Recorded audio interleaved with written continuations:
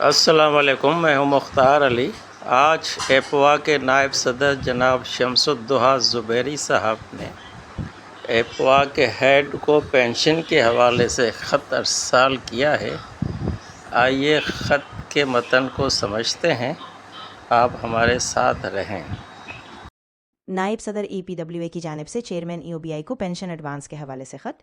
ای O B آئی pensioners welfare ایسوسی ایشن ای P W A کے نائب صدر نے chairman employees old age benefits institution E O B I کو باضابطہ خط ارسال کیا ہے، جس میں پینشنرز کو عید الفطر 2026 سے قبل پینشن ایڈوانس ادا کرنے کی درخواست دی گئی ہے۔ خط کا پس منظر: خط میں موقف اختیار کیا گیا ہے کہ ملک میں بڑھتی ہوئی مہنگائی اور عید الفطر کے اخراجات کے پیش نظر پینشنرز کو شدید مالی مشکلات کا سامنا ہے۔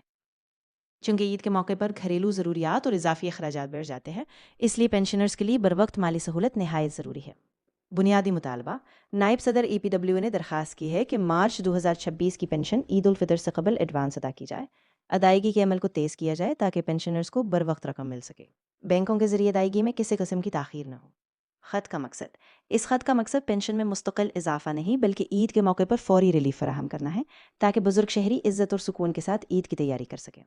نتیجہ: پینشنرز کی جانب سے امید ظاہر کی گئی ہے کہ چیئرمین ای او بی آئی اس انسانی ہمدردی پر مبنی درخواست پر فوری مثبت فیصلہ کریں گی اور عید سے قبل ادائیگی کو یقینی بنائیں گے۔ اس کے ساتھ ساتھ مختار علی کو اجازت، انشاءاللہ پھر ملیں گے کسی اچھے نیوز کے ساتھ۔